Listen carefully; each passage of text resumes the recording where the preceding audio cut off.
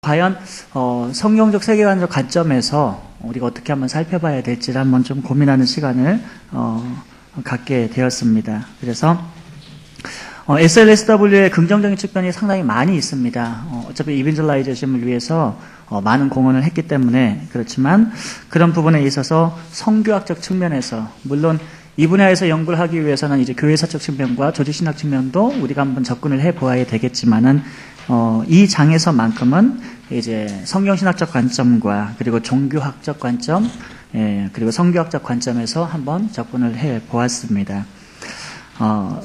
서론부터 제가 짧게 읽어가면서 말씀을 드리겠습니다. 교회 성장학파가 제기한 영적 주제는 전쟁의 주제는 오늘날 신사도운동이라는 새로운 명칭으로 교파를 초월해서 전 세계 일부 교회 지도자로부터 각광을 받고 있습니다. 20세기 후반부터 흥미롭게 갱신된 영적 존재에 대한 관심을 신사도 운동가들은 사도직의 부활을 경종으로 은사주의 운동을 계승하여 인간 세계에 영향을 끼치는 사단의 존재와 마귀 능력을 강조했고, 교회는 그 영향을 받아서 선교를 위해 악한 영적 전쟁과 맞서 싸워야 한다는 가르침을 자연스럽게 받아들이기 시작했습니다.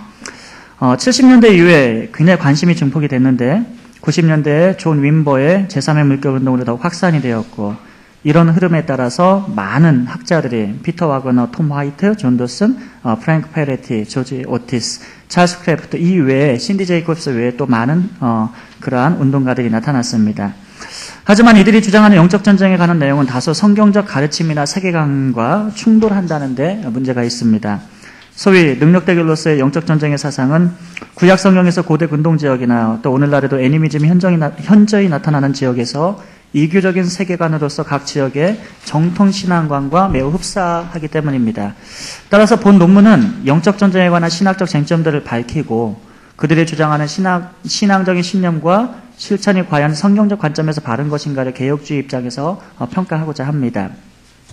먼저 제가 영적 전쟁에 관한 다양한 견해를 밝힌 이유는 우리 개혁 진영, 복음주의 진영 안에서조차 학자들마다 좀 강조하는 부분들이 조금 다른데 그 안에서 어떻게 피터 와그너와 레베카 그린우드가 이쪽 방향으로 SLSW로 진행이 되었는지를 좀 살펴보고자 했습니다. 베일리 에디가 2012년에 쓴 책 가운데 Understanding Spiritual Warfare라는 4가지 관점에 관해서 언급을 했는데 윌터 윙크의 견해는 이분의 입장은 세상이 제도화된 장소이고 사단은 세상 안에 존재하는 악의 상징적으로 보고하고 설명하면서 실제를 인정을 했습니다. 영적 존재의 실제를 인정을 했지만 보다 좀 상징적인 어떤 그러한 시스템화된 그러한 상황 속에서 구조적으로 이해하는 그런 표현이 썼고, 천상에 나타난 어떤 그런 싸움으로 인하여 지상의 싸움과 연결됐다는 그런 언급을 좀 하신 분입니다. 둘째로 데이비 폴리슨의 견해가 있는데 많은 분들이 우리 전통적인 어떤 그러한 보수적인 그러한 교단에서는 폴리슨의 견해를 많이 따르고 있는 그런 상황입니다. 특별히 이분의 견해는 죄를 굉장히 많이 관심 있게 그 영적 전쟁의 터로 인간의 내면 세계를 많이 강조했던 분 중에 하나입니다. 넘어가셔서 세 번째는 그레고리 보이드의 견해인데 지상적인 차원의 구원 모델 때문에 사단은 하나님의 구원 역사에서 실제적인 존재로서 개인적 대리자 정도로 인식한다, 이렇게 설명을 하면서 이분 역시도 우리가 전통적인 견해 가운데 영적 전쟁을 설명하고 있지만 마지막 피터 와그너와 레베카 그린우드의 경우를 우리가 보게 되면 그린우드는 하나님 나라의 대표자로서 그리스도인이 예수의 이름으로 대적들에게 능력을 휘두를 수 있는 법적 권리를 지녔다고 주장하고, 그리스도인들은 재판권을 물려받았기 때문에 전 세계의 어떤 영역에서도 예수의 권위를 대표하고 악한 세력들을 쫓아낼 수 있는 그리스도의 대사임을 강조합니다. 와그너는 영적 전쟁을 3가지 차원에서 설명을 하는데 Ground Level Spiritual Warfare, Occult Level Spiritual Warfare, Stress Level Spiritual Warfare, 이 3단계로 나누면서 우리가 이 시간에 관심 있게 봐야 될 것은 마지막 단계, 전략적 차원에서의 영적 전쟁입니다. 38페이지 넘어가셔서 제3의 물결을 우리가 보시게 되면 제3의 물결에 관한 정확한 기원을 규명하는 것은 상당히 좀 난해합니다. 존 윈버가 1982년에 풀러 신학대학원에서 MC501에서 표적, 이적과 교회 성장이라는 교과 과정을 가르쳤는데 이것을 제3의 물결 기원으로 보는 견해가 있지만 이 과정이 그 시작이었는지 물결의 시작이었는지는 명백하게 규정할 수는 없습니다. 하지만 부정할 수 없는 사실은 피터 와그너와 찰스 크래프트가 존 윈버의 영향을 받았다는 것은 분명합니다. 와그너가 1983년에 공식적으로 제3의 물결이라는 명칭을 처음 사용을 했는데 그 제3의 물결이라는 용어는 복음주의 교회의 다양한 초자연적 경험을 강조하는 사건들을 언급하는 데 광범위하게 사용됐습니다. 이 용어는 20세기에 있었던 두 물결의 영적 회복운동이라는 정체성을 지니고 있는데 정작 본인은 여기에 대해서 부정을 했을지라도 대부분의 이제 학자들이 이러한 관점으로 보고 있고 영적인 운동으로서 1900년대에 발생한 50년대 그 오순절 운동과 60년대의 은사주의 운동 그리고 제3의 물결 오늘날에 있어서 능력대결로 인하여서 강조되는 특별한 스페셜 기프트를 받은 사람이 스페셜 엘라이티즘으로 인해서 이제 어퍼스트로 가고 신사도 운동을 하고 한 줄기에서는 또 신디 제이콥스처럼 선지자의 이론을 주장하는 그런 현재의 모습을 우리가 볼 수가 있을 것입니다. 어쨌든 제3의 물결은 성령과 오늘날의 영적 행위나 계시 등을 강조하는 오순절과 은사운동처럼 또 다른 유형의 성령운동의 표현임을 인식해야 하는 것입니다. 제3의 물결 운동의 지도자들이 주장하는 이념들에 관해 가장 논의가 격하게 충돌되는 신학적 논점들은 다음과 같습니다. 첫째, 인간은 자신의 동의 없이도 얼마든지 악력에 지배되거나 귀신 들릴 수 있다. 어떤 그리스도인들은 귀신을 식별하고 추천할 수 있는 특별한 은사를 지니고 있고 소위 지역 귀신은 지역, 도시, 국가와 같은 특별한 영역을 관장하고 있고 마지막으로 어떤 그리스도인들은 귀신의 정체를 파악하고 그들의 통제에 도전하는 능력을 가지고 있다. 그리고 끝으로 물체나 장소는 귀신 들림을 위한 통로로 사용될 수 있고 악한 영향력을 투과할 수 있다 등입니다. 자연스럽게 오늘날의 NAR, New Apostle Reformation, or New Apostle Reformation 무브먼트와 같은 그러한 운동이 일어난 배경에는 이러한 특별한 은사를 가졌기 때문에 영적인 그런 엘리트들이 사도로서 부름을 받고 그로 인해서 선지자 이론까지 주장을 하는 것을 볼 수가 있습니다. 이런 신학적 논쟁들이 끊임없이 제기되고 있지만 제3의 물결 지도자들은 이에 대해 답변을 명쾌하게 제시하지 못합니다. 왜냐하면 그들조차도 일반적으로 영적 전쟁에 관한 일관된 견해는 없기 때문에 그렇습니다. 그러나 영적 전쟁에 관한 이런 다양한 이해에도 불구하고 제3의 물결의 가장 특징적인 성격 하나 역시 능력 대결로 볼 수가 있습니다.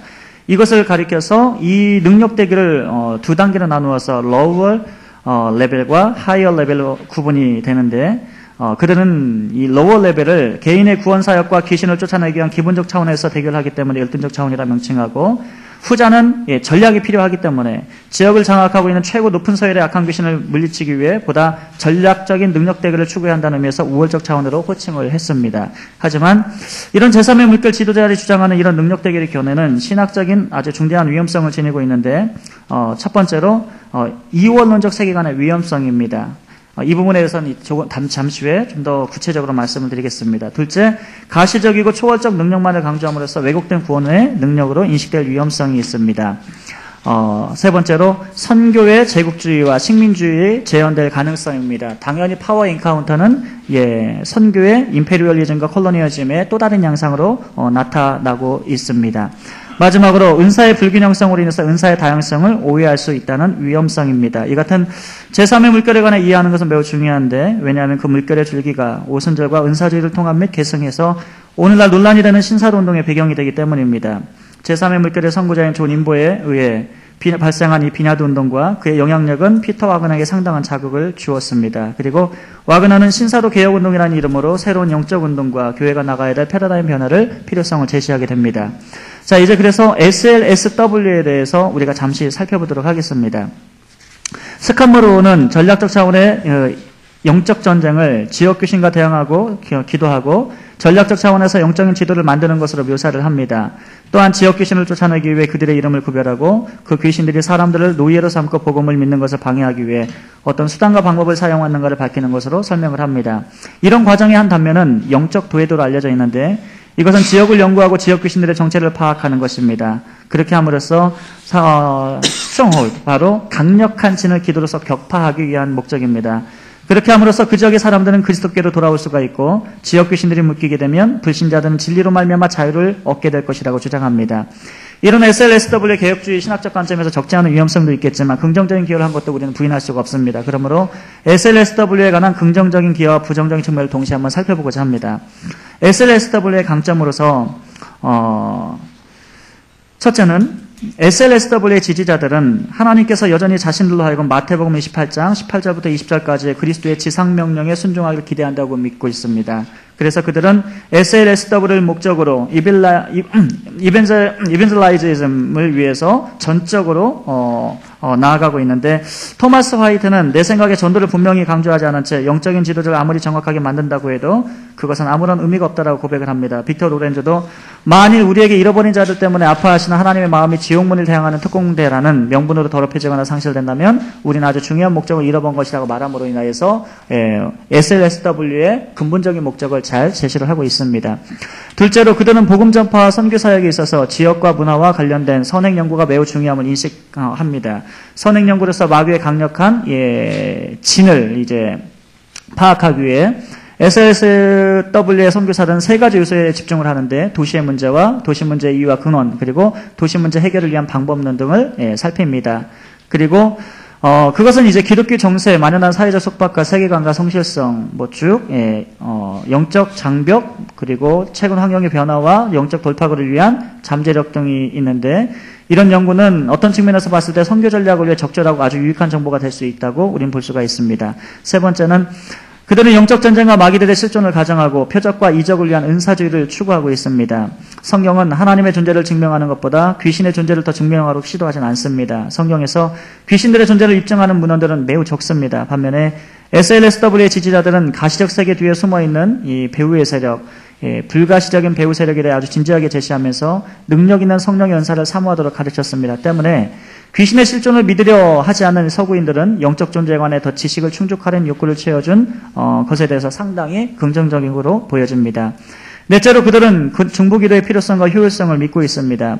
대부분 전략적 차원에서 영적 전쟁의 옹호자들은 중보기도가 방법론적 기도 이상의 효력이 있다고 주장합니다. 딕 이스트맨은 다른 사람들 대신해서 전쟁에 참여하도록 소명받은 것이야말로 진정한 삶의 길이다라고 했습니다. 그렇다면 SLSW는 살 길을 찾아 미리 알고 다른 사람을 기도하기를 원하는 중보자들을 위한 도구에 불과하지 않게 됩니다. 마지막으로 SLSW를 변호하는 자들은 그리스도인의 사명을 완수하려 할 때 교회 안에서 일치를 강조하고 있습니다.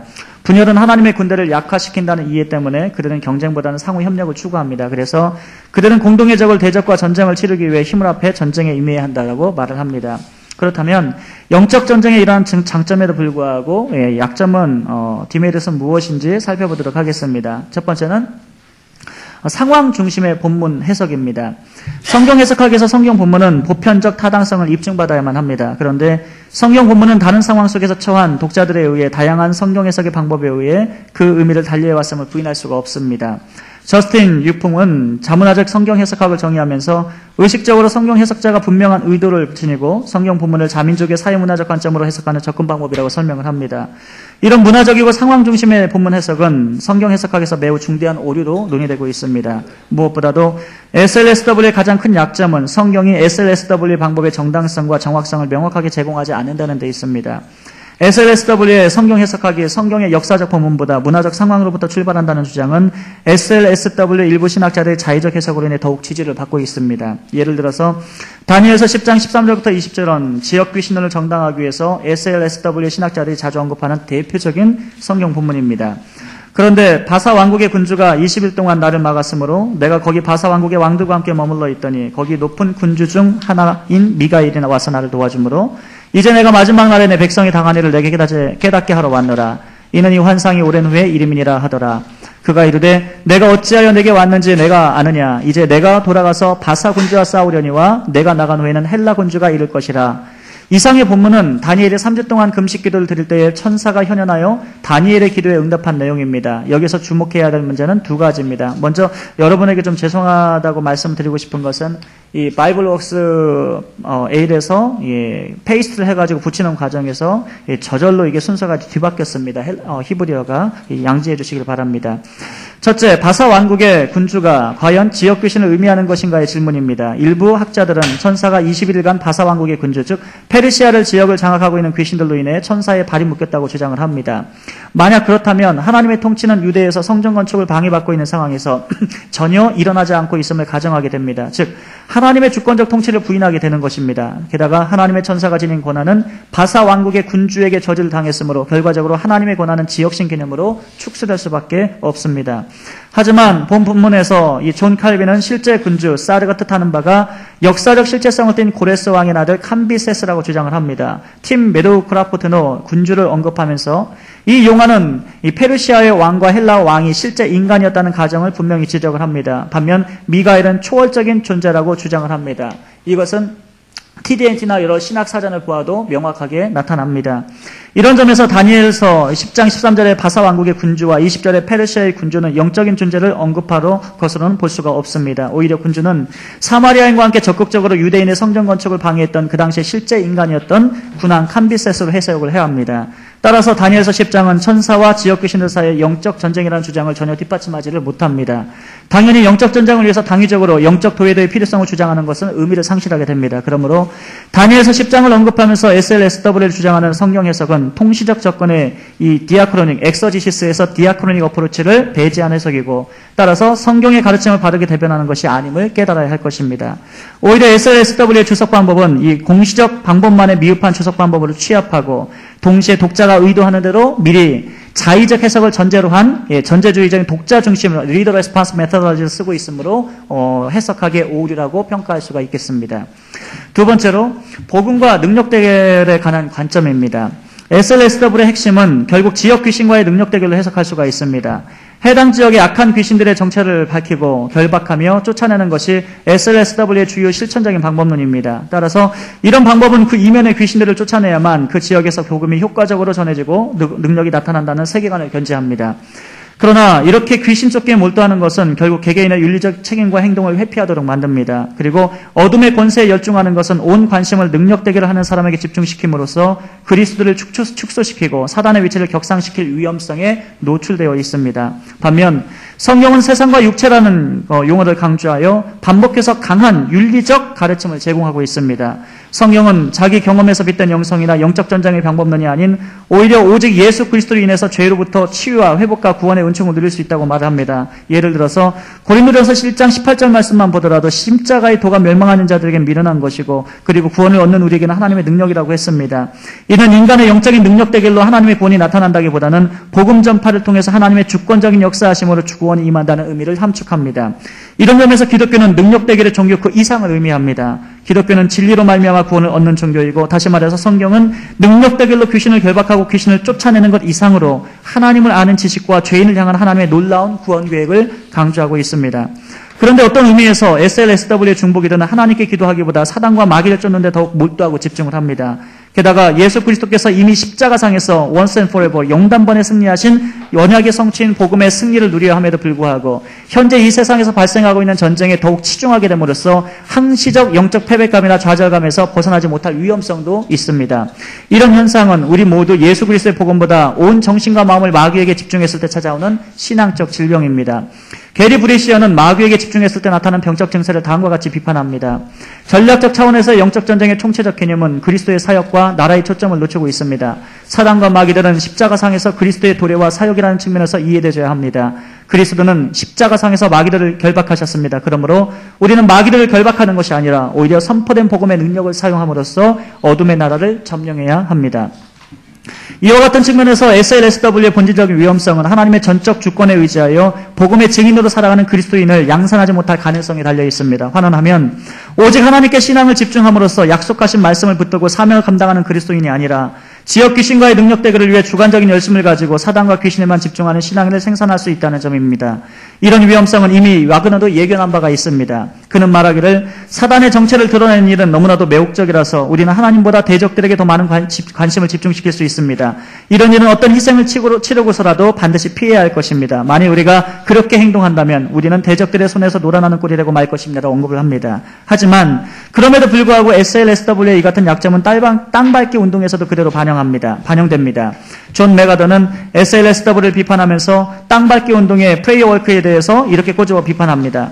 어떻게 우리 그리스도인이 우리 이웃에 대해 이겨야 한다는 말인가? 그리스도께서 버가모의 그리스도인들에게 길거리를 돌아다니면서 예수의 이름으로 나는 사단을 꾸짖노라 하고 대응하라며 교훈하셨는가? 그리스도께서 기독교인으로 하여금 이 교회 귀신들의 그 도시를 떠나도록 명령하라고 말씀하셨는가? 그런 일은 거의 없습니다. 성경은 우리가 잃어버린 자들에게 복음을 전함으로써 승리를 해야 한다고 분명히 언급을 합니다. 이상 이상과 같은 메가더의 땅밟기 운동에 대한 강렬한 비판은 어쩌면 지나친 표현일 수도 있습니다. 그러나 그는 매우 중요한 사실을 한 가지 부각시킵니다. 땅밟기 운동은 어떤 의미에서 복음을 제시하는 것을 단순히 기도하는 것으로 대체시킨다는 것입니다. SLSW의 지지자들은 너무도 귀신을 쫓는 데 열중하고 영적 지도를 만드는 데 온 신경을 집중한 나머지 이웃에게 복음을 전하는 증인으로서의 사명을 자칫 놓쳐버릴 수가 있습니다. 그러므로 살핀 바처럼 영적 전쟁이 만약 복음의 능력을 저해하거나 하나님의 주권을 상실시키는 단순한 능력 대결 구조라면 그것은 기독교 세계관에 있어서 아주 치명적인 약점이 되고 말 것입니다. 세 번째 관점은 비기독교적인 세계관입니다. SLSW의 이념을 평가하는 데 있어서 가장 본질적인 어려움은 세계관의 문제로 직결됩니다. 궁극적으로 세계관은 세상을 판단하고 결정짓는 열쇠인데 인간은 세계관을 통해서 모든 행동 양식을 표출하거나 제한합니다. 1993년에 개최한 이 로잔위원회 중재사역 모임은 성명사에서 기독교의 진리가 이교도의 세계관으로 회귀하는 위험성을 지적한 바가 있습니다. 영적 전쟁은 기독교의 진리를 이교도의 세계관으로 회귀하거나 대체할 수 있는 위험성이 있다. 혹은 예수 그리스도 안에서 폐지된 구약의 유비들을 무분별하게 적용할 위험도 있다. 이에 대한 대책으로 성경 전체를 바르게 연구하는 것이다. 그리고 구약 성경을 항상 신약의 관점에서 해석하는 것이다. 따라서 SLSW 관념 속에서 형체를 드러내지 않고 깊이 숨어있는 비기독교적인 세계관이나 요소들을 찾는 것은 매우 중요한 일입니다.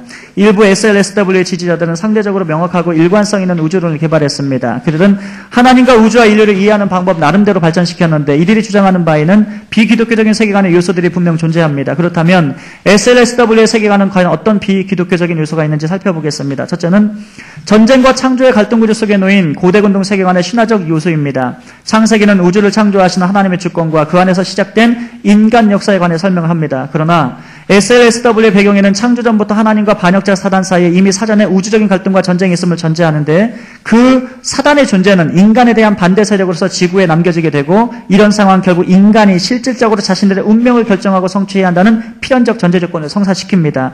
예를 들어서 가장 잘 알려진 고대 근동의 창조설화 아트라하시스와 에누마 엘리시의 경우입니다. 이 설화들은 우주가 갈등과 전쟁과 폭력 가운데 창조되었다고 기술합니다. 게다가 인간은 많은 신들을 섬기도록 노예로서 지음을 받았다고 가르치는데 이런 신화적 구조에 따르면 신들은 근본적으로 선과 악으로 단정할 수 없는 존재입니다. 더구나 인간은 궁극적으로 가치 있는 존재도 아닙니다. 이미 인간의 운명은 신들에 의해 정해져 있고 우주의 어떤 힘에 의해 지배를 당하도록 되어 있습니다. 이 전쟁의 공포 속에서 인간이 전사로서 살아갈 세계관이 바로 고대 근동의 이 메소포타미아의 이교적인 세계관입니다.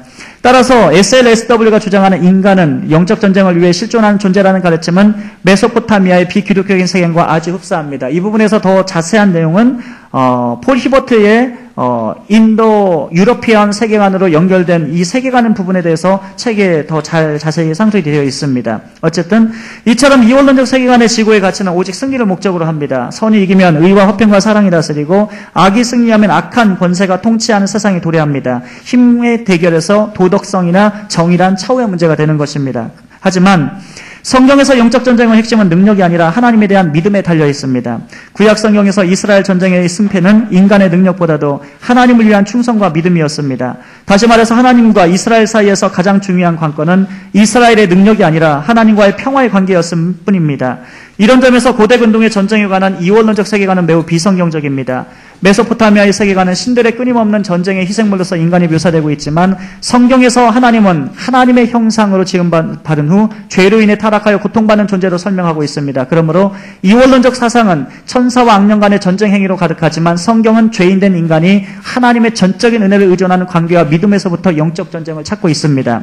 둘째로 애니미즘이나 샤머니즘과 같은 전통 종교의 신앙관과 혼합된 세계관의 미신적 요소를 둘 수가 있습니다. 와그너는 SLSW를 계급화되어 있는 귀신들의 존재를 고도로 체계적인 철학적 사상으로 설명을 합니다.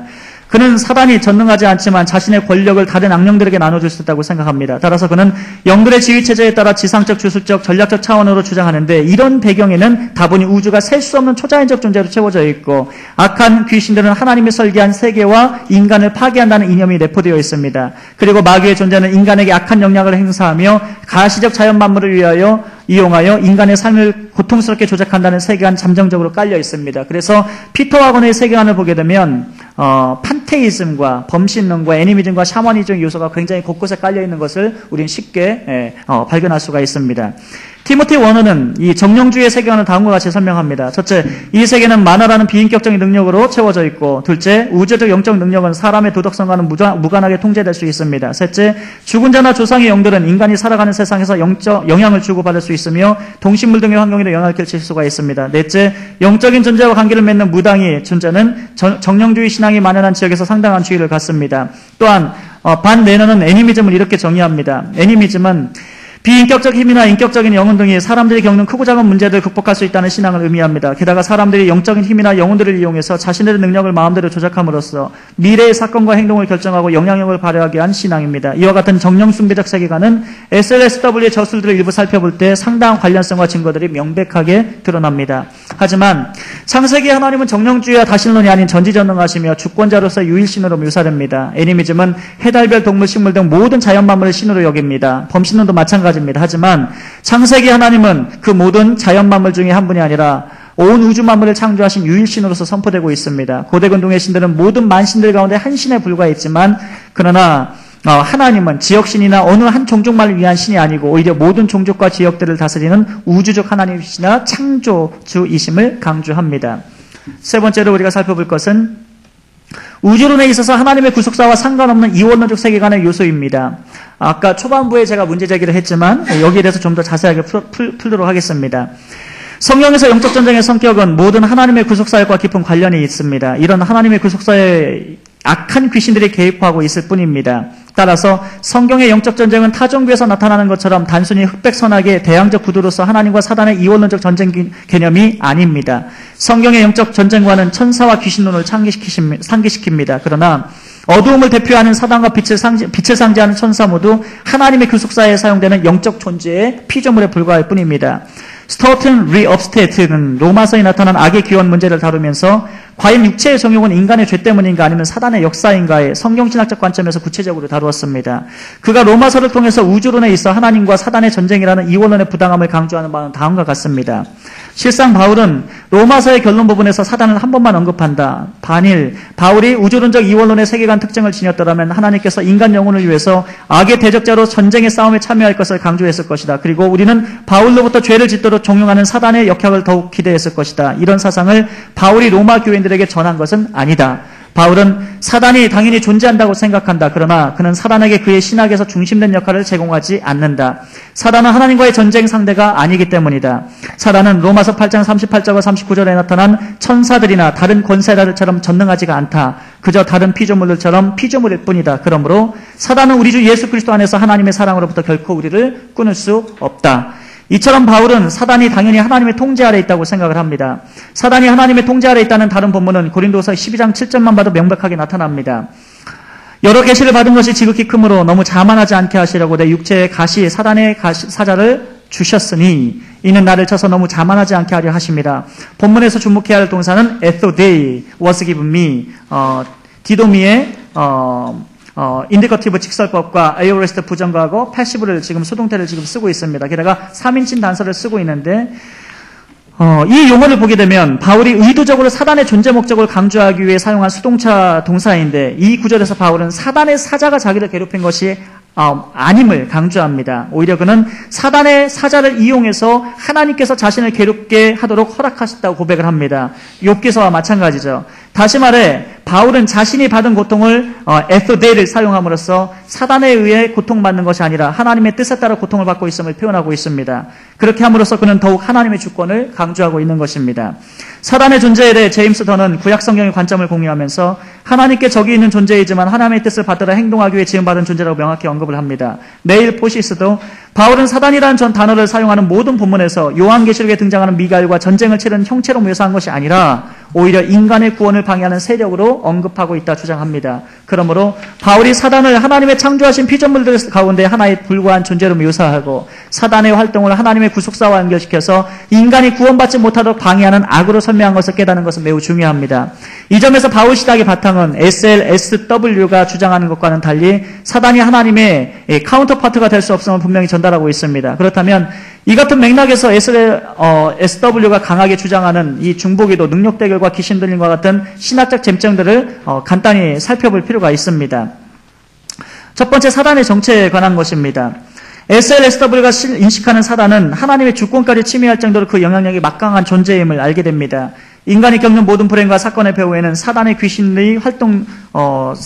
귀신들의 활동이 항상 존재를 합니다만, 이런 악령에 관한 인식론은 결국 인간의 비윤리적 책임 소재를 불식시켜버립니다. 결국 능력대결로서 사단과의 사회적, 현상학적 전쟁에 관한 지나친 집착은 신앙생활의 본질을 하나님의 부르심과 택하심에 합당한 순종보다 신비적임을 이신적으로 변질시켜버릴 위험성이 있는 것입니다. 따라서 영적 전쟁의 대상을 사단으로만 오해해서는 안 됩니다. 오히려 성경은 그리스도인이 싸워야 할 대상은 인간의 내면적인 죄이며 그 죄를 부추기는 사단을 동시에 경계해야 한다고 말합니다.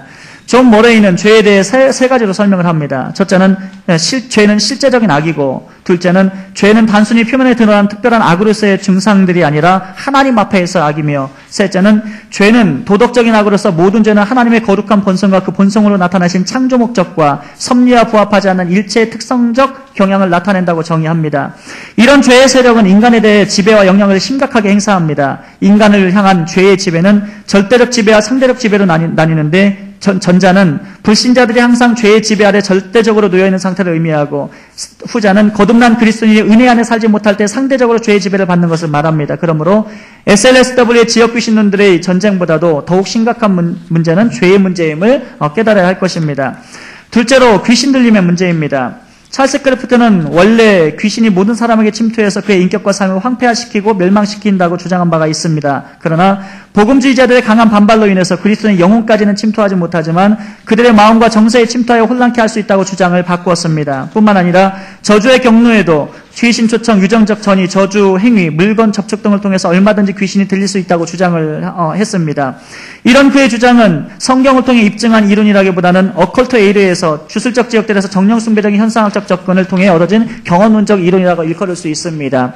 하지만 접촉에 관한 이 부분은 그냥 넘어가도록 하겠습니다. 이 부분에 대한 영향으로 인해서 마지막 이 지오그래피컬 로케이션 개념이 또 동시에 발전을 했기 때문에 세 번째로 넘어가도록 하겠습니다. 지니얼로지컬 어떤 그러한 트랜스미션 개념은 가계의 어떤 그러한 유전적 통해서 이 마귀 들림이라는 개념은 이미 많은 분들이 논의를 하셨기 때문에 넘어가겠습니다. 세 번째, 땅밟기와 귀신 축사 문제입니다. 찰스 크래프트는 오늘날 성도의 교회가 강력한 귀신 쫓기 운동을 펼쳐서 이 땅에 하나님의 나라가 속히 회복되도록 앞장서야 한다고 주장을 합니다. 이에 대해 데이빗 폴리스는 그리스도인은 회개, 믿음, 순종으로 영적 전쟁에 임해야 한다. 전통적인 목회 신학자들은 악의 세력으로부터 벗어나기 위해 악령을 쫓아낼 목적으로 전도성화 보호를 구한 것이 아니다 반박을 했습니다. 넘어가서 김성태 교수님이 이 부분에 대해서 교인을 말씀으로 목양하고 전도 프로그램을 개발해서 인격적인 교회 성장과 헌신된 그리스도의 배양의 중요함을 강조를 했습니다. 그런데 다음 패러그래프 넘어가셔서 SLSW는 땅밟기와 귀신 축사를 위해서 주로 중보기도, 대적기도, 동일시 회개기도와 같은 자기 주권적 기도에 열중하는 인상을 갖게 만듭니다. 정희철은 쭉 넘어가셔서 김세윤은 영적 전쟁에 관해 논의하면서, 김세윤 박사님은 영적 전쟁에 논의하면서 귀신을 쫓아내는 대결 방식의 선교 방법이 아니라 전통적인 하나님의 복음 전파 방식으로 선교할 것을 재차 권유를 합니다. 그는 예수 그리스도가 몸소 보여주신 방법으로 그리스도인이 영적 전쟁에서 승리할 것을 다음과 같이 당부합니다. 신약의 모든 책들이 다 이런 영적 전쟁을 가르친다고 할 수 있지만 그 중에서도 전쟁 언어를 가장 절실하게 사용하며 영적 전쟁을 말하는 것은 요한계시록이다. 이 책은 교회를 유다의 사자 메시아적 다윗의 메시아 예수가 소집한 12사단 14만 4천 명의 군대라 한다. 그리하여 용짐승, 거짓 선지자라는 사단의 삼위일체에 맞서 거룩한 전쟁을 처참히 치르는 것을 묘사하고 있다. 그 책은 사단의 나라에 대항해서 하나님의 나라가 어떻게 승리하는가, 교회가 그리스도의 군대로 그 전쟁에 어떻게 참여해서 하나님의 나라의 승리가 이루어지도록 해야 하는 것을 가르치고 있다. 그런데 요한계시록은 아시아 7교회들에 보내진 하나의 순회 서신이다. 아르테미스 여신이 신전이 있는 에베소 교회에도 보냈고 사단의 왕자가 있는 버가마 교회에도 보냈다. 하지만 그 책 어디에도 그 신전들 주위를 땅밟기를 하고 축사를 하는 식으로 영적 전쟁에서 승리하라는 말은 없다. 도리어 요한계시록은 희생당한 어린 양의 방법으로, 즉 순교를 무릅쓴 자기 희생의 정신으로 하나님 나라의 복음을 선포하여 사단의 죄와 죽음의 통치를 이기라고 가르치고 있다.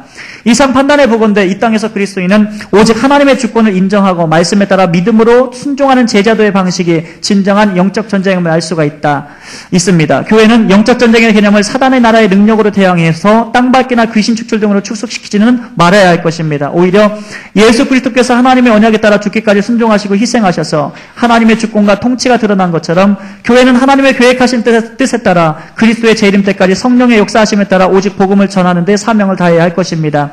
능력 대결은 복음이 증거되고 하나님의 통치가 드러날 때 필요에 주권적으로 역사하시는 하나님의 의지입니다. 따라서 영적 전쟁터는 죄의 역사가 일어나는 인간 삶의 서전임을 기억하고 순간순간 도덕적 판단과 윤리적 선택의 길목에서 하나님의 통치를 받아 믿음으로 순종하는 삶을 살아가야 할 것입니다. 하나님의 통치에 따른 그런 순종의 삶이야말로 예수께서 명령하신 하나님의 사랑과 이웃사랑의 두 가지 계명, 지상대명령을 바르게 실천할 수 있기 때문입니다. 결론은 마지막으로 58페이지 끝으로 그러므로부터 읽겠습니다.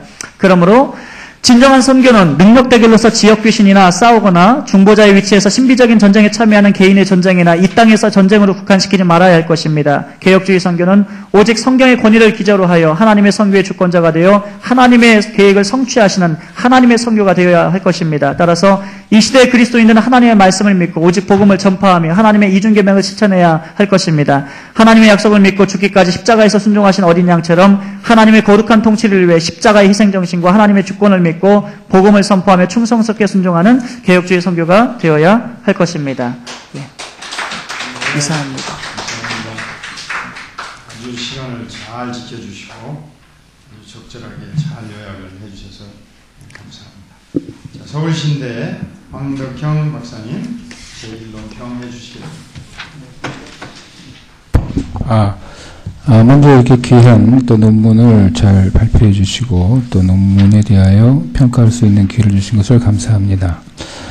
먼저 서울 우리 배 교수님께서 영적 전쟁에 대한 평가를 쓰셨는데 이건 너무나 잘 돼 있기 때문에 제가 여러분들에게 좀 늦어서 이렇게 따로 유인물로 드렸습니다. 그러니까 아마 1-1은 전체적인 내용 요약이고요. 1-2는 거기에 대한 약간의 코멘트라고 할 수 있는데 1-1은 잠깐 제가 요약적으로 이건 잘 하신 것을 더 할 필요가 없기 때문에 거기에 대해서 제가 좀 더 집중하고 싶은 얘기만 좀 집중 말씀드리고 넘어가도록 하겠습니다. 보니까 그러니까 영적 전쟁과 제3의 물결이라는 제1, 2차와 달리 결국은 어떤 영적 전쟁이 그러니까 이제 제가 1-1을 드린 것의 이제 중간 부분쯤 됩니다. 그러니까 이제 특히 와그너는 이 영적 전쟁을 세 가지 차원에 이용하면서 궁극적으로 마치 전쟁에 나간 군인들이 전략적인 관점에서 전투에 임해하는 것처럼 그런 전략적인 차원에서 영적 전투에 임해야 된다는 설명이 이 제3의 영적 전투인 것 같습니다. 그러니까 지역 귀신을 인정하고 그 지역 귀신을 묶기 위해서 중보 기도를 통해 가지고 지역을 장악한 사탄의 세력을 추방하고 나면 복음이 열릴 수 있다. 이렇게 얘기하는 것 같습니다. 이런 그 영적 전쟁에 대하여 그 다음 페이지에 배 교수님께서는 아주 적절하게 그리고 아주 심오하게 비판을 해 주셨습니다. 핵심은 하나님과 사탄 사이의 갈등을 말하는 것 자체가 이미 하나의 이원론이라는 것입니다. 그리고 이 이원론이라는 영적 전쟁이 결국은 왜곡된 구원론을 가져오고 그 왜곡된 구원론이라는 것은 마치 복음을 수용한 사람이 스스로 자기를 해방하는 내적 완성의 자발적인 측면을 완전히 무시한 채 마치 제국주의와 식민주의 사이의 이체적인 관계인 것처럼 복음이 또 하나의 어떤 제국주의적 세력으로 등장할 수 있다. 이렇게 비판을 하고 있었습니다. 그러면서 좀 더 세밀하게는 그러니까 성서에 대한 자의적인 해석이 결국 그리스도와 우리가 성서를 통해서 그리스도와 우리 주변에 잃어버린 이웃에게 관심을 가져야 되는데 그렇게 하지 못하게 하고 거꾸로 마귀가 주제로 등장하게 하는 어처구니 없는 그런 일이 발생한다고 비판하셨습니다. 샤머니즘, 애니미즘, 고대 이교적상, 정론주의 이런 비성서적 세계관이 혼합되어 버려서 결국은 이 성과 악이 뒤범벅된 이원론적 우주의에 지나치게 가깝다고 비판하셨습니다. 그래서 결국은 이런 그 영적 전투의 폐해는 자칫 잘못하면 광신적 기독교로 오도될 가능성이 있다. 그렇기 때문에 우리는 이 땅에서 진정한 영적인 세계를 단순히 영등록 정도의 땅 밟기나 귀신 축출 같은 가시적인 집행의 문제로 활용시켜서는 안 된다고 이렇게 비판을 하셨습니다. 그러면서도 배 교수님께서 이 영적 전투라는 것이 왜 또 사람들에게 많이 이렇게 많이 회자되었냐면은 첫째, 이 사람들이 순수한 마음으로 성교를 완수하라는 지상대명령에 순종하는 것처럼 보였기 때문이라는 것입니다. 그리고 영적 실체에 대한 각성을 일으켰기 때문이라는 것입니다. 세 번째로 성교 전략이 요청된다는 것을 알고 있었다. 그리고 중보기도의 효용을 믿고 있었다는 것. 마지막으로 교회가 교리적 차이를 버리고 사탄 앞에서 전략적으로 일치를 해야 되기 때문에 교회의 일치를 주장하는 것처럼 보였기 때문에 그랬다. 이렇게 말씀하셨습니다. 이런 두 내용을 보면서 저는 한마디로 말해서 그러니까 이제 문제가 있습니다. 뭐냐면 이 영적 전투라는 것이 경계선의 현상이라는 것입니다. 그러니까 이 영적 전투를 주장하는 사람들이 예수 그리스도의 보혈을 주장하지 않고 그리스도로 말미암아 구원받는다 이런 거 주장하지 않으면서 영적 전투한다. 그러면은 문제가 뭐 말할 것도 없겠죠. 근데 예수 그리스도를 주장하고 성서에 나와 있는 사탄 뭐 등등 이런 어떤 유사한 어떤 그 영지주의적인 요소가 들어 있을 수 있는 이런 것들을 굉장히 과대평가해서 사용하고 있기 때문에 이것이 하나의 문제, 경계선상의 그러니까 기독교인지 아닌지 그 경계선의 문제가 아닌가 이렇게 생각이 됐습니다. 그러니까 이 경계선상에는 기독교의 한 형태로 봐야 될 것이냐 아니면 왜곡되어서 그 자체로 기독교라는 특성을 잃어버린 세속적 운동의 하나로 보아야 할 것이냐. 여기서 우리는 기독교의 순수성과 사회적 현실로서의 기독교의 문제에 부딪혀 있다고 생각합니다. 우리는 학교에서 그리고 성서에서 기독교는 이러이러한 종교라고 가르치고 있습니다. 현장에서는 어떤 일이 있을 수 있습니까? 현장의 목소리는 다소 우리를 당혹스럽게 만드는 것은 좀 다른 문제들입니다. 이런 너무나 당연한 성서적인 메시지에 대해서는 의문이 없습니다. 근데 문제가 발생하는 건 뭐냐면 그것 아닌 좀 다른 문제가 발생하기 때문입니다. 그러니까 이를테면 제가 여기 예를 들지 않았지만 저희 아는 분이 이제 고민을 얘기해 왔는데 8살짜리 꼬마애가 예언을 하기 시작한 거예요. 교회에서. 목사님이 그 예언을 시키지 말아야 됩니까? 해야 됩니까? 뭐 이런 문제예요. 이를테면. 이런 문제들이 이제 발생하는 것이고, 그러니까 그런 어떤 기도회부터 시작해서 신비주의 집회, 거기서 일어나는 각종 어떤 이상한 문제들, 그러니까 거기서도 이런 간증들도 많이 들었습니다. 뭐 기도에 참석하는 가운데 환상을 봤는데 뭐 자기 아버지에게 성령이 임하니까 동시에 아버지의 마음이 녹아져가지고 예수를 믿게 됐다. 뭐 기타 등등. 하여튼 이런 우리가 알 수 없는 다 성서적으로 우리 성서자에서는 너무나 다명한데 현실에서는 다른 일들이 일어나는 것 같은 그런 것들이 이제 이게 문제라는 것이죠. 근데 성경 안에도 내가 보니까 그런 것이 있습니다. 사실은 성서의 모든 것이 다 명료한 것이 아닙니다. 어두운 부분도 있습니다. 예를 들어서 여러분도 아는 것처럼 사울이 죽은 사무엘을 찾아갑니다. 사무엘이 일어납니다. 또 많은 예언자들의 단편적 기사들이 있는데 특별히 성경 안에도 보면 설명될 수 없는 아주 조그만 단편 어두운 기석들이 있습니다. 또 거라스 땅의 광인이 있는데 예수님께서 돼지떼에게 그 귀신이 들어가도록 합니다. 여러 가지 이런 것들은 다 우리가 한꺼번에 설명할 수 있는 것들이 아닙니다. 이건 아마 성서가 이렇게 성서 안에 이런 영적 실제들이 있기 때문이다 이렇게 생각합니다.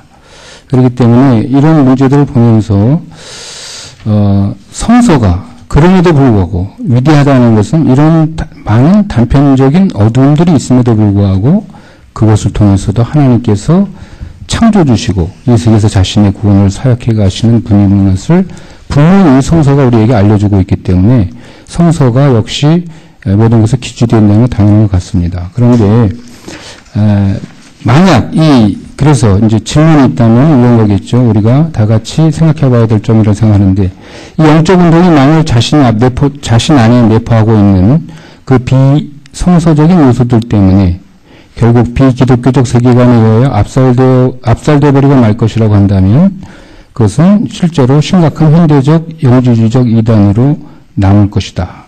그것은 당연한 판단일 것이고 비판이라고 생각합니다.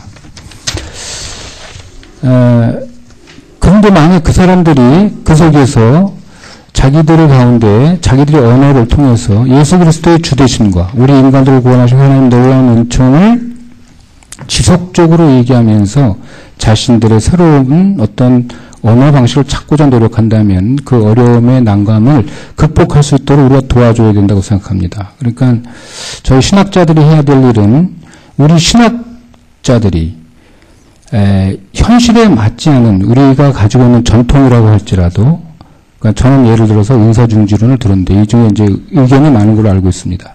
이를테면 어떤 다른 의론을 가지고 그들의 영적 활동을 제지하려 한다는 것은 오히려 그들을 압살시킬 뿐입니다. 그들을 고치지 못하게 하고 그들을 더 위험으로 몰고 갈 필요가 있다. 그렇기 때문에 우리는 우리 자신 안에서 그들의 현실을 받아들일 수 있는 길을 찾아 그들이 바뀌도록 노력해야 될 것이고, 또 그들은 자신들이 모든 선의에도 불구하고 그들의 영적 전투의 이해가 비성서적인 영지주의적 이론론의 위험이 있다는 것을 깨닫고 속히 자기 자신이 고치고 성서적인 언어 가운데 돌아올 수 있는, 그리고 예수 그리스도의 주되심과 그리스도의 구속으로 말미암아 우리가 구원받는다는 그 올바른 복음으로 돌아오는 우리를 더 이렇게 할 수 있도록 우리가 도와줘야 되지 않겠습니까? 그렇게 돼야 이것을 하나의 어떤 경계선의 운동으로 경계선에 놓여 있는 하나의 돌봐줘야 할 기독교인지 아닌지 거기에 대해서 우리가 좀 더 논의를 해야 되지 않겠나 이런 생각이 듭니다. 감사합니다. 감사합니다. 이어서 제2논평으로 대신대학교 양신혜 박사님 말씀해 주세요. 먼저 환영하시죠. 그 대신대학교, 그러니까 대구에서 오신 거예요? 예. 네. 멀리서 오신 거예요? 네? 부산, 대구에서 여비들이 이랑 또 홍일정 교수님이셔서 너무 안양에 있는 대신 아니에요? 그래서 제가 좀 봤잖아요. 대구입니다. 대구. 그래 멀리서. 아까 그 박수를 다시 쳐야 되는 거 아닙니까?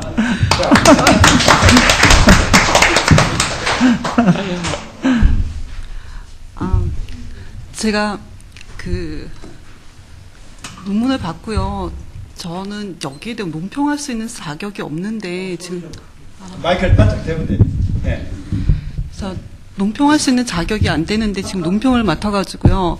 그 반려를 하려고 했는데 반려가 안 된다고 그래가지고 어쩔 수 없이 예, 제가 그 사실 선교에 대해서는 잘 모르겠습니다. 예, 그래서 선교에 대해서 잘 모르겠고, 그래서 우선은 근데 논문을 읽으면서 제가 느끼는 느낌을 조금 한번 몇 가지 적어봤습니다. 그래서 어떻게 논평인데 그래도 뭔가 질문은 해야 될 것 같아가지고 한 4가지 정도 질문 사항을 좀 적어봤습니다. 앞에 내용을 정리하는 거는 이미 앞에 교수님께서도 저기 적절하게 잘 많이 해주셨고요. 그리고 우선은 제가 글을 읽으면서 영적 전쟁에 대한 것에 대해서 그리고 선교적인 관점에서 우리가 봐야 될 것들이 어떤 것이 있는지 많이 배웠습니다.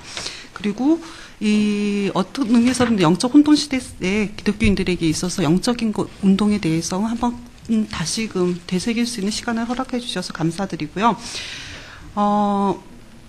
그리고 제가 이 글을 읽으면서 그래도 논평자로서 임무를 수행하기 위해서 몇 가지 그 질문과 더불어서 그 제 생각을 한번 적어봤습니다.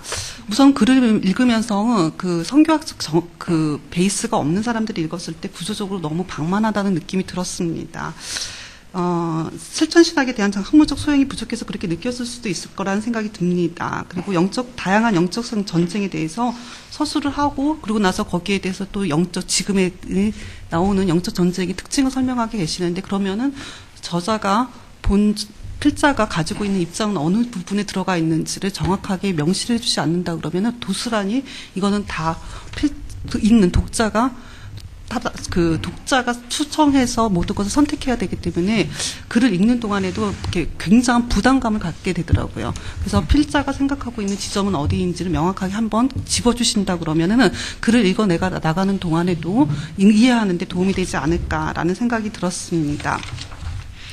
그리고 제3의 물결이라고 그래가지고 성령 운동을 얘기하시면서 오순절과와 은사주의의 영적 운동에 대해서 이해와의 비교를 전제로서 서술하는 것이 아닐까 추측해 보았는데요. 이에 대한 언급이 구체적으로 언급이 되어 있지 않다 보니까 그러면은 이 제3의 영적 물결이라는 것이 오순절과는 어떤 차이가 있는 건지 아니면 그것을 계승한 것으로 그냥 동일선상으로 봐야 되는 것인지 조금 설명을 구체적으로 좀 해주셨으면 좋겠다라는 생각이 들었습니다. 그리고 두 번째 영적 정제과 관련해가지고 신학적 논지점이 지닌 위험성을 도입부에서 언급하신 후에 또 맨 뒤에 가가지고 다시 언급하면서 비판하는 형식을 취하게 되는데요. 그러다 보니까 반복되는 것이 굉장히 반복되고 있구나. 너무 반복되는 인상을 지울 수가 없었습니다. 그래서 오히려 이것을 둘을 하나로 묶어서 연결시키는 방법을 찾아서 논리적으로 구조적으로 연결을 시킨다 그러면 조금 간략하게 그리고 집중 있게 자신의 논지를 주장할 수 있지 않을까라는 생각을 해보았습니다. 그 다음에 필자는 와그너가 처음 사용한 제3의 물결이라는 용어가 1900년대 오순절 운동과 그리고 1960년도에 은사주의 운동이 맥을 잇는 성령 운동으로서 특성을 함의하고 있다고 하였습니다. 그러면은 제3의 운동이 가지고 있는 제3의 물결 운동이 가지고 있는 성령 운동으로서의 차이점, 독특성을 명확하게 독특성 명확하게 어떤 지점에서 두고 있는지 저자의 의견을 듣고 싶습니다. 그 다음에 논문을 읽어 내려가면서 하나님 주권하에 성과 악의 영적 대결이 나타나는 현상을 경험하게 되는데 이를 개혁신학적으로 어떻게 설명하는 것이 올바른 것인지 다시 정리해 주시기 바랍니다. 그러니까 제가 생각했던 것은 상식적 차원에서 그리고 교육적 방법론적 차원에서 활용의 가능성은 없는 것인지 지나치게 이런 것을 극단으로 몰고 나가지 않는다는 한에서 그런 선 안에서 이런 방법론적 차원에서의 수용 가능성은 없는 것인지 선교학을 전공하신 분에게 한번 조심스럽게 질문을 던져보고 싶습니다. 이번 네, 감사합니다. 오늘 박 박사님 먼저 하세요. 두 분 훌륭하신 논평 너무 감사드리고요. 우리 먼저 황덕형 우리 박사님의 논평에 대해서 잠시 말씀을 드리도록 하겠습니다. 사실은 이 복음화를 위해서 신사도 운동에 지금 현상적으로 봤을 때는 굉장한 어떤 그러한 무브먼트로 옮겨질 정도로까지 지금 우리 한국교회에서도 많이 이미 들어와 있는 상황이고요. 이제 제가 여기서 말씀드리고 싶은 것은 이 피노메놀로지 쪽, 이게 현상학 쪽을 전 건드리고 싶진 않았습니다. 왜냐하면 그런 현상이 있기까지 한 그 배우의 세계관을 우리가 좀 더 알 필요가 있었기 때문에 우리 여기서는 황 박사님께서는 경계선상에 놓인 기독교 한 형태로 귀한 말씀을 해 주셨고요. 그래서 수정 가능한 것은 수정해서 나가야 되지 않겠느냐, 그런 귀한 말씀을 해 주셨습니다. 사실은 컨텍스트와의 텍스트의 문제에서 우리가 좀 생각을 해본다면 사실 서구에 있던 그러한 신학에 있어서도 알다시피 컨텍스트 입장에서 본다면 텍스트의 지도를 받아야 되겠죠. 그리고 우리 문화의 컨텍스트도 마찬가지일 것입니다. 이런 차원에서 봤을 때에 컨텍스트에서 수정이 가야 된다면 저는 동의를 합니다. 모든 컨텍스트는 하나님의 말씀인 텍스트를 통해서 수정되어져야 되고 변혁이 되어야 된다고 생각을 하고 있습니다. 하지만 이 신사도 운동에 대해서 제가 이제 좀 더 깊이 있게 논의를 드리고 싶었던 것은 뭐냐면, 이제 다니엘서 10장을 가지고 제가 하나의 예를 오늘 들었는데, 다음번에 제가 쓰고 싶은 논문은 신명기 32장이나 그 다음에 마태복음 그리고 에베소서 6장 그 모든 본문들에 대해서 찰스 크래프트와 피터 와거나가 이 테리토리얼 스피치와 그 다음에 스피리추얼 매핑 그 다음에 프레이어 워크 이런 부분들에 대해서 그럼 뉴 닥터리를 만들어낸 그 새로운 스페셜 닥트린을 만들어낸 부분에 대해서 제가 성경신학적 관점에서 발표를 할 예정을 갖고 있습니다. 그런 상황에서 봤을 때 성서의 중요성을 말씀해 주셨는데 그러한 허메뉴틱스의 그런 관점에서 해석적 관점에서 그 해석하기 그럼 바른 해석이냐? 이건 또 우리가 풀어야 될 숙제라고 전 개인적으로 생각을 하고 있습니다.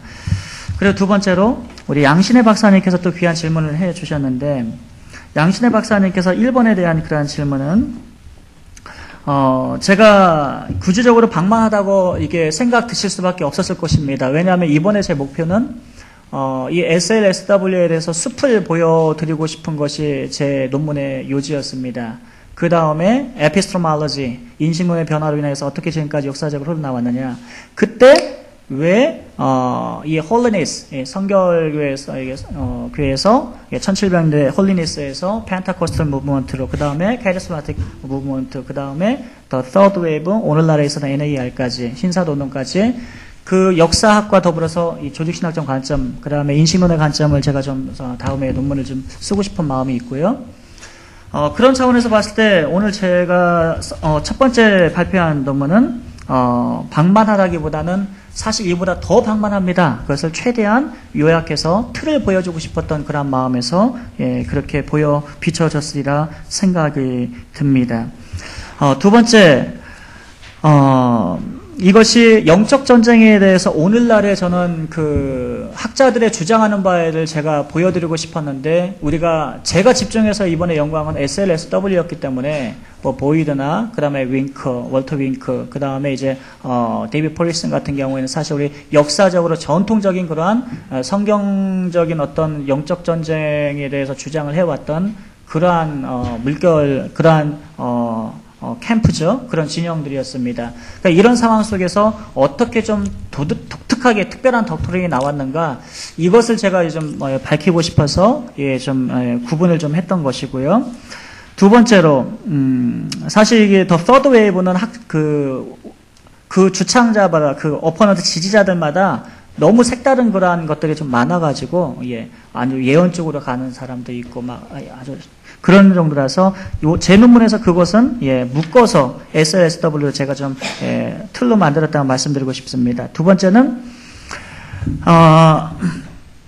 첫 번째 제가 이 능력 대결의 공통분모를 제가 제너럴라이제이션 시킨 것이죠. 그리고 이 능력 대결로 인하여서 여러 이 공통분모를 가지고 신사도라고 주장하는 사람, 뭐 예언자라고 주장하는 사람, 그 다음에 신유 뭐 이런 뭐 넘어뜨리는 사람, 막 이런 게 많은 이제 영적 전쟁을 따르는 그러한 사람들이 나타나게 되는데 그러한 기본적인 공통분모에서 어떻게 해서 마지막에 이러한 뉴 덕트린이 나왔는가를 제가 과정을 통해서 보여드리고 싶었던 것입니다. 그래서 다음번에 논문이 나온다면 하나에 집중을 해서 성경신학 분야 한 부분, 인신론적 부분 한 부분, 이런 식으로 조직신학 부분 한 부분. 어차피 우리가 아까도 말씀을 드렸지만 개인적으로 봤을 때 이 예언이라는 부분도 그렇습니다. 과연 우리가 뭐 은사중지론 무조건 없다라고 말씀드리는 건 아니고 사실은 리빌레이션에 관한 부분이겠죠. 이 정경론의 듀티 교수의 정경론을 우리가 보시게 되면 그 부분은 나중에 좀 따로 이제 제가 언급을 좀 드릴 텐데 그런 차원에서 봤을 때에 이것이 구조적으로 이게 비논리적으로 하려고 했던 것보다는 이러한 공통분모에서 끌어내서 결과를 도출하고자 드리고 싶은 마음에서 이러한 구조를 제가 잡았습니다.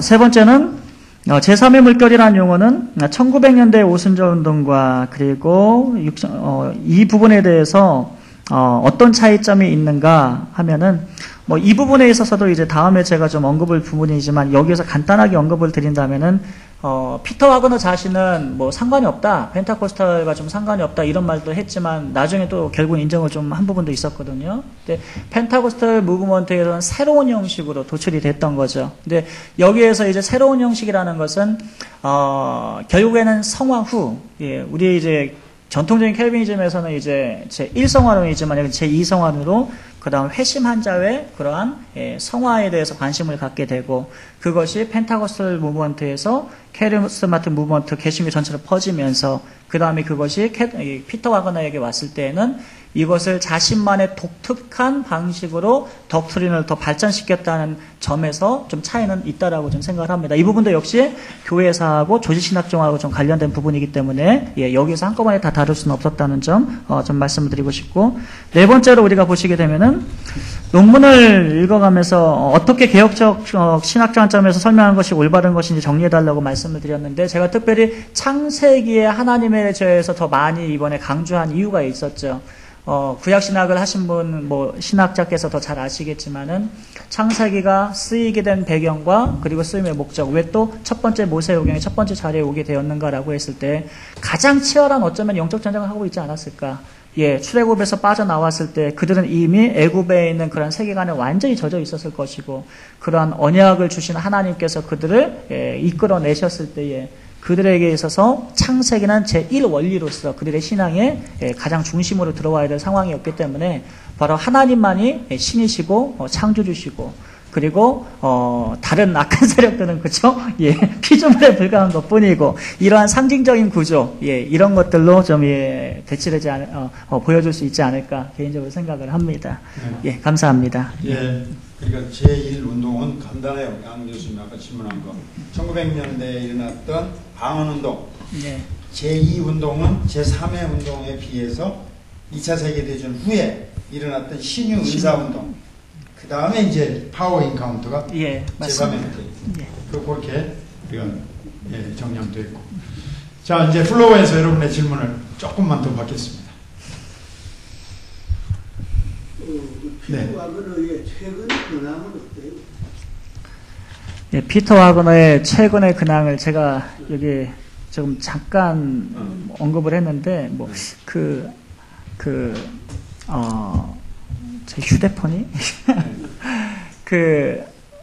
지금 CIA를 만들어서 Coalition International Apostles에서 신사도 운동회 쪽에 좀 더 관심을 가져서 그쪽 분야에 대해서 좀 더 활동을 지금 하고 있지 않습니까, 우리 교수님? 근데 이제 최근에 나온 논문 가운데서 그게 이제 아메리카에 있던 어떤 그런 정치학을, 군사 정치학을 이용해서 신학과 접목했던 어떤 논문들이 요 근래에 이제 나오면서 그의 어떤 그러한 활동의 분야를 보게 되면 이 논리로 가지고 그 논리를 가지고 그쪽으로 적용시켜서 나아가는 그런 운동이 지금 계속 되어지고 있는 것을 봤을 때에 이 부분이 다음번에 제가 언급할 부분이긴 하지만 조금 위험스러운 행보를 하고 있지 않나, 저는 개인적으로 그렇게 생각을 하고 있습니다.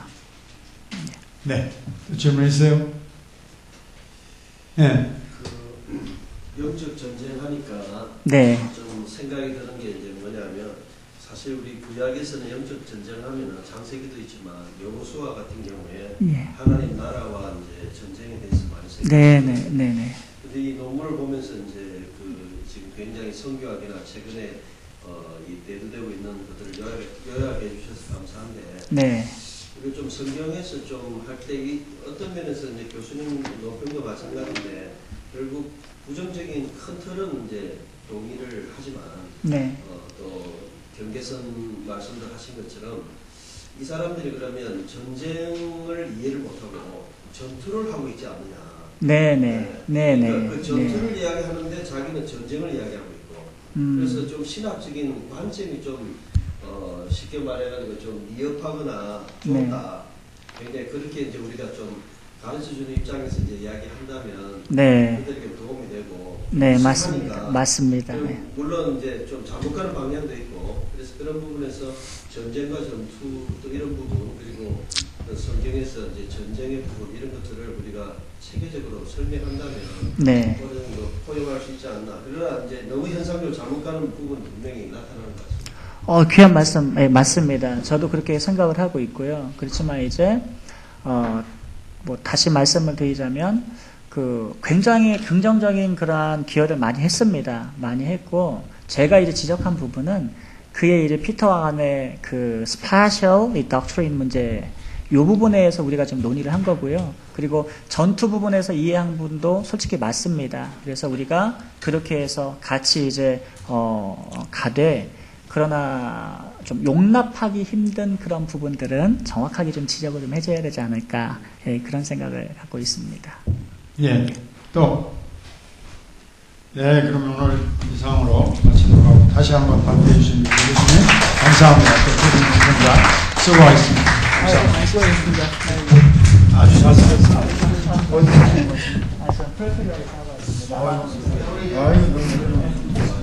네, 기대가 됩니다.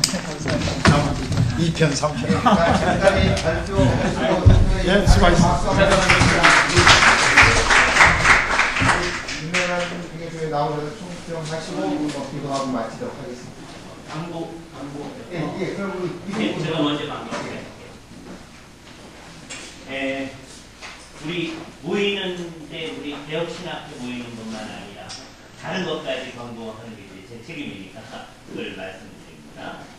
우선 다음 토요일 날 이제 큰 모임이 장로교신학회 모임입니다. 소문교회, 거기가 어디죠? 오륜교회 맞은편이니까 거기를 어디라고 그래요? 지리 그쪽이죠. 고신 측에 준천도 고신 측의 소문교회에서 오후 2시부터 거기다 5시까지. 이번에는 토마스 선교사, 우리나라 최초의 선교사인 토마스 선교사에 대해서 노예리 박사학위를 하신 공우성 목사님을 비롯해서 4분이 발제를 하고 우리가 초기 한국의 선교에 대해서 이야기를 합니다. 여러분들이 참석하시고 이거는 뭐 관심이 많은 주제니까 많은 분들이 같이 참석할 수 있도록 여러분들이 교인들이나 학생들이나 다 인도를 해주기 바랍니다. 그래서 21일 날 이번 다음 토요일 날 2시서부터 성문교회에서 모임이 있고요. 그 다음에는 4월 25일이 복음주의 신학회죠. 그래서 10시서부터 이번에는 부천에 있는 서울신대에서 하시게 됩니다. 그죠? 회장님이 서울신대. 언제에 수요일? 4월 25일 10시서부터입니다. 그 다음은 우리 모임인데요. 5월 9일 10시 우리가 장로교 신학회에서 이종성 교수님을 장로의 신학회야. 장로의 신학회에서 모이게 됐죠. 10시서부터 이번에 발제자들이 되게 많은데 의미 있는 모임이 되어질 수 있도록 바랍니다.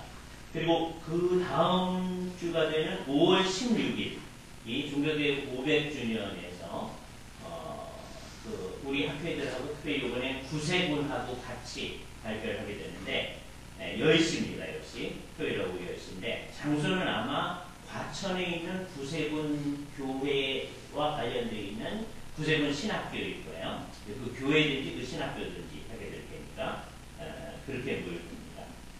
그리고 이건 지금 정확하지 않은데 왔다 갔다 해서 복음주의 조직신학회가 30일로 5월 30일 날 예, 아신데서 예, 아신에서 24일 3일 했다가 30일 됐습니다. 그리고 기독교 철학회는 왜 안에 기독교 철학회는 3월 28일이죠? 예, 3월 28일 5월 30일이 복음주의 조직신학회고 복음주의 조직신학회 아신에서 우선 여기까지만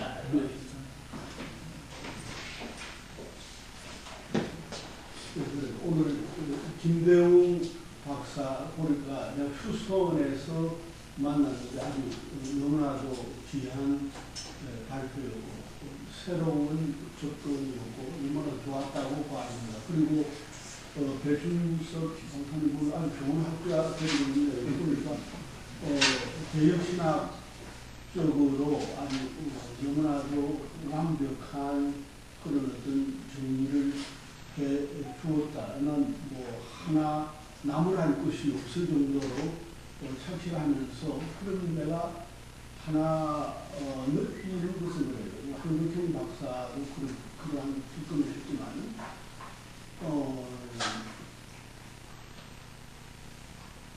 사실 우리가 너무나 하나님을 어떤 이론적으로 교리적으로 믿고 있지는 않는가 이런 생각을 내가 많이 했어요. 어떻게 본다면 평범한 어떤 장로님이나 집사님이 어떤 의미에 있어서 내보다도 더 전도를 잘하고 하나님을 더 잘 알고 있는 것 같아요, 솔직히. 근데 내가 그래서 나도 한 평생을 참 목사고 신학을 위해서 50년 이상 공부하고 살았지만 내가 저분보다도 전도를 얼마나 많이 했던가. 그러니까 하나님에 대해서 지식은 많아요. 그러나 그 지식과 정말 우리 하나님을 인격적으로 아는 것하고는 좀 많이 다르다. 그래서 난 내 제자들에게 그런 이야기를 했는데 정말 자네가 하나님을 인격적으로 아느냐. 그 나에 대한 질문이기도 한데 그에 있어서 이제 그래서 기독교 학술원이 지금 이제 한 33년 되지만은 33년 전에 차영대 교수께서 총신대 학장으로 계실 때 이렇게 찾아와서 학술 운동을 하자고. 그 이제 핵심적인 부분을 뭐냐. 본인이 하나의 신앙, 그러니까 성령의 체험을 했다는 거지. 했는데 그걸 도대체 이 총신 분위기 속에서 알아주는 사람이 없고 강의할 때 한 번씩 이렇게 학생들 가면 아버지가 노회장이고 총회장 아니면 그런 걸 한 번씩 잡혀가고 계시라고 하는 말 섞어해가지고 그래서 이제 성경에 예수님께서 나를 통하여서 아버지를 계시하지 않고는 나를 알 자가 없다. 이제 그 바로 설명하고 해서 다시 이제 해방되었다. 이렇게 하면서 학술은 운동을 시작하고 했는데, 그러니까 그런 의미에서 나는 그래. 우리가 신학자로서 또는 목회자로서 설교하고 하지만은 정말 우리가 인격적으로 하나님을 얼마나 알까 하는 건 문제예요.